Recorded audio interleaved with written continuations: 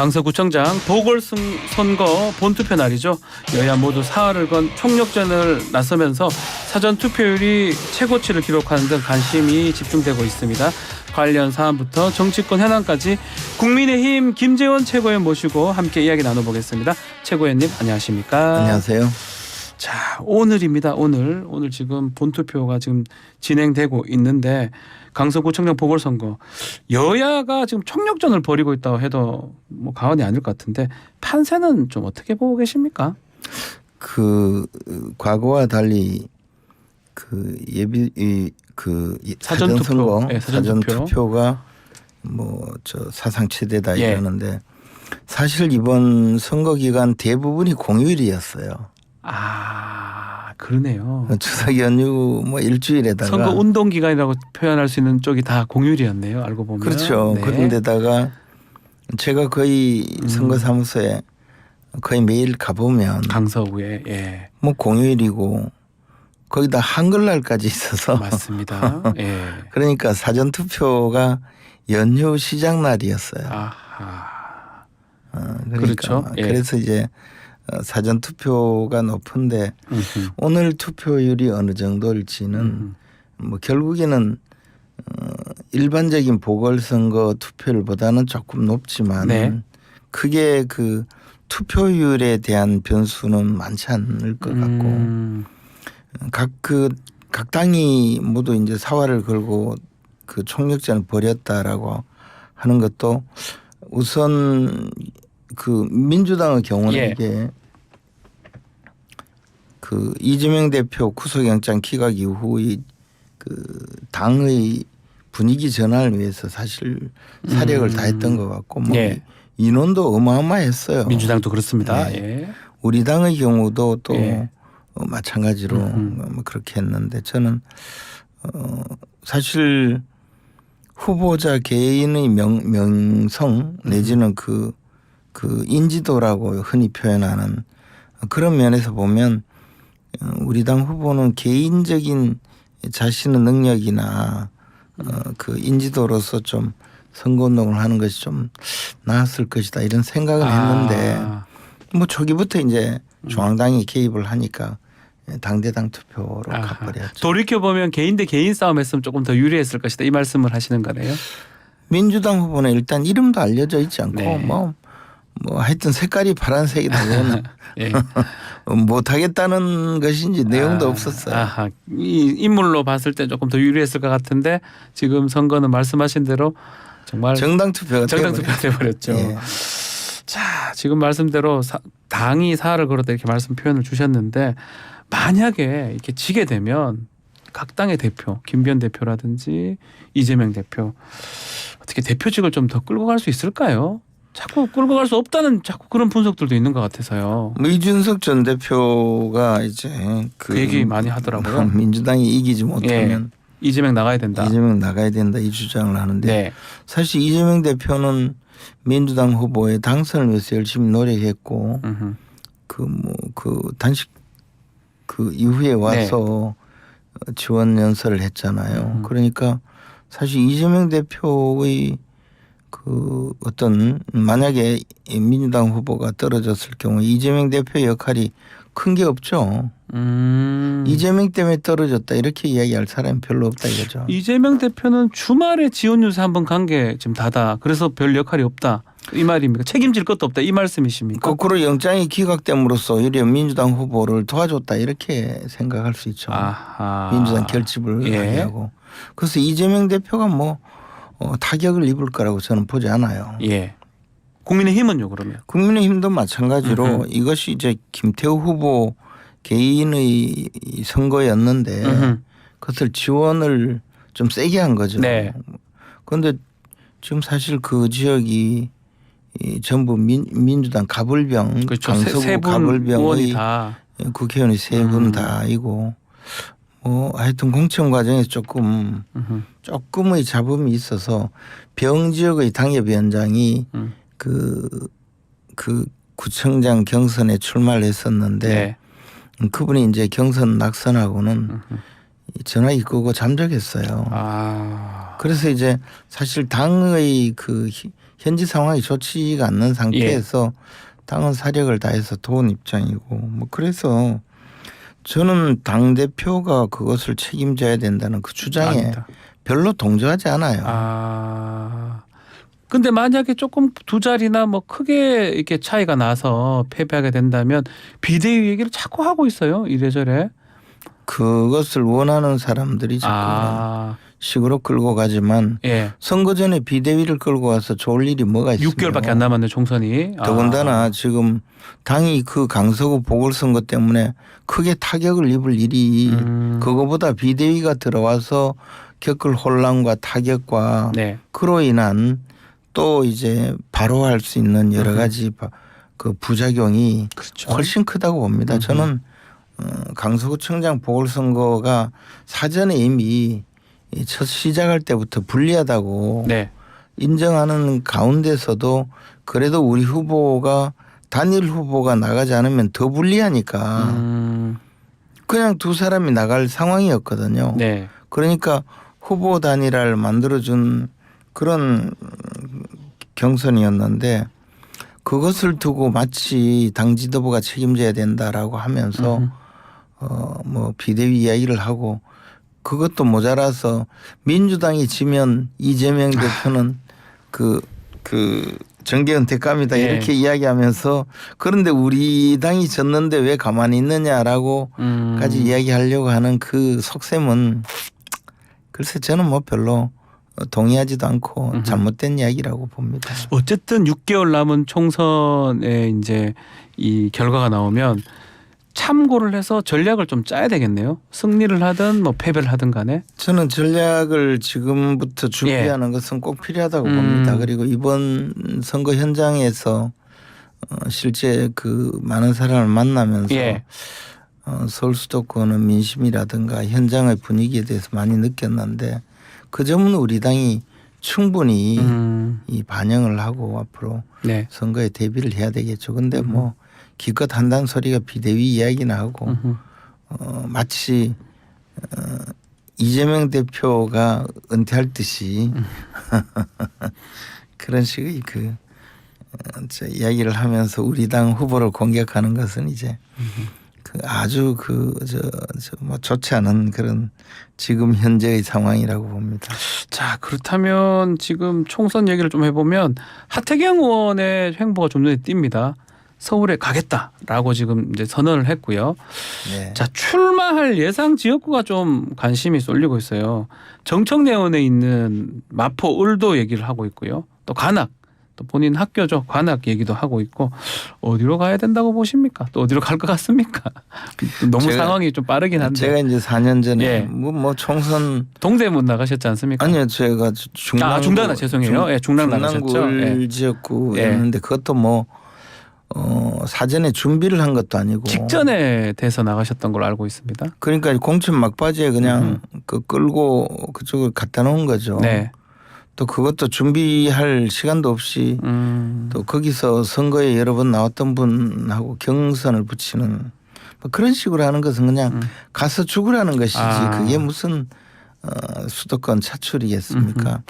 저 하태경 의원이 그렇게 그 뭐 열심히 또 청년층과 소통을 많이 해오고 자신이 그 역할을 많이 해왔기 때문에 스스로 선택하는 좀 그 자신 있는 지역구가 있다면 과감하게 그쪽으로 보내주는 것 그렇게 해야만이 겨우 승산이 있을까 말까 하다고 봅니다. 그러니까 지금부터 준비를 해야 되고 지금부터 정하고 시작을 해야 된다 이 말씀이네요. 제가요. 예. 그냥 서울 중랑 을구에 그 차출이 돼서 가보니까 사무실 없고 거기에 이제 또 직원도 또 필요하잖아요. 예. 그리고 그 지역에 그래도 뭐 우리 당이 20여 년간 당선되지 않은 지역에 거기에 과거 또 당협위원장님도 계시고 또 당원들도 있잖아요. 뭐 당조직 뭐 그렇게 많지도 않은 당조직 그분들도 그 협의를 구하고 이러다 보니 이미 당 경선을 하는데 그 경선을 또 여론조사 경선을 해요. 근데 거기는 민주당이 20년 동안 집권을 한 지역이니까 생각해 보세요. 민주당 지지세가 압도적으로 많잖아요. 그렇죠. 네. 그것을 그 역선택 방지 문항도 넣어달라고 했는데 끝내 넣지 않고 여론조사 경선을 하니 되겠어요. 그래서 한 2% 차로 떨어졌는데 아하. 그거는 이 수도권 차출이 아니에요. 그래서 우리 당이 뭐 기왕에 하태경 의원이 저렇게 그 용기를 냈다면 네. 당선될 수 있도록 도와줘야 되는데 무슨 사지로 보내는 그런 방식의 이제 중진들은 수도권 험지로 가라 이렇게 이야기해서 보내는 것은 결국은 당의 세력만 낮아져요. 아하. 그러니까 중진들을 그 정권 그 중진들을 그 총선에서 배제하는 한 수단으로 활용하려고 한다면 이 제도는 결코 성립될 수 없죠. 그러니까 결국은 그 중진 수도권 차출에 응했던 사람은 네. 다 떨어지고 고향으로 오히려 들어간 분들만 됐죠. 예. 당선이 됐고 심지어 이리저리 옮기다가 대구까지 들어와서 지금 떵떵거리면서 대구 시장을 하고 있는 네. 홍준표 시장을 보면서 당시 무소속으로 나오긴 했죠. 예. 그러니까 이제 아니 당이 수도권 차출을 하는데 거부하면 무소속으로 나가야 네. 되잖아요. 그럼 고향밖에 없어요. 그래도 자기를 찍어줄 네. 곳. 그렇게 했고 홍준표 의원은 또 대구에서 자기가 가장 그 당선 가능성이 있다고 보고 그쪽에 가서 정치 활동을 하지도 않은 곳에서 그 당선되고는 지금 저렇게 하고 있잖아요. 네. 그리고는 뭐 여러 가지 이야기를 하고 있는데 저는 당에서 조금 더 준비를 하고 면밀한 준비를 하고 또 그로 인해서 이 총선에서 승리할 수 있는 그런 견인차가 되고 계기가 되어야 되지 이 중진 수도권 차출론이 그냥 험지 출마라는 이름으로 사실상 중진들을 배제하는 그런 수단으로 활용한다면 총선에도 별로 도움이 안 된다고 된다. 봐요.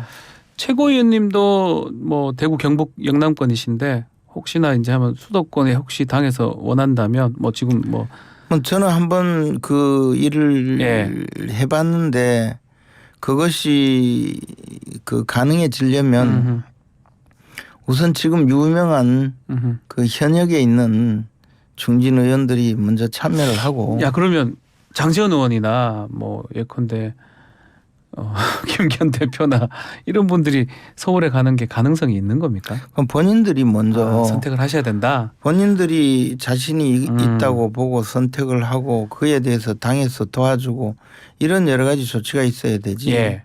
이게 공천 작업이 되어서 막 혼란스러운 상황에서 나중에 그냥 고향에서 쫓아내듯이 그렇게 해서는 절대로 성공할 수 없는 일이라고 보죠. 그리고 당의 세력만 약화시켜서 총선 폭망의 원인이 되었다고 봐요. 그러면 제2, 제3의 하태경이 나올 수 있다. 아니면 나올 수 없다. 어떻게 보시는지요? 하태경 의원의 독특한 상황과 예. 뭐 그런 과정이 이번 일이 그 있었던 배경이라고 보기는 해요. 네. 뭐 당에서 어떤 정도의 조치를 하느냐를 두고 봐야 돼요. 두고 봐야 되죠. 그러나 어쨌든 중진들이 서울 수도권에 가기 위해서는 네. 오히려 그분들을 우대하는 방식으로 이 제도를 운영해야 되는데 사지로 몰아내는 방식의 수도권 험지 출마는 그렇게 도움이 되지 않는다고. 우대라는 거는 제가 자꾸 이해를 못해서 그런데 혹시나 좀 좋은 지역구 뭐 예컨대 강남이나 이거를 말씀하시는 겁니까? 그러려면 굳이 보낼 필요가 없죠. 우대라는 건 최대한 여건을 마련해 준다 이런 의미. 최대한 여건을 좀 일찍 일찍 일찍 보내주고 활동할 기회를 줘야 되는 거 아니에요? 그런 의미에서 아니 뭐 하다못해 지역구 내에 있는 주민들은 좀 만날 기회를 줘야 되잖아요. 그건 어느 날 가서 20여 년 동안 당선되지 않은 지역구에 보내놓고는 네. 인사도 못하게 그리고 거기 또 경선까지 시켜요. 네. 그러니 뭐 안 된 거죠. 그런 의미에서 그런 필요하다. 지난번의 그 황교안 대표와 김용호 위원장이죠. 위원장 그리고 실세 역할을 했던 김세연 의원의 음. 그 조치는 보수를 그냥 망친 일이죠. 자, 이제 총선도 총선이죠. 지금 국감도 진행 중이고요. 지금 좀 우리 눈에 띄는 부분 중에 하나가 김행 후보자 임명을 해야 되나 말아야 되냐.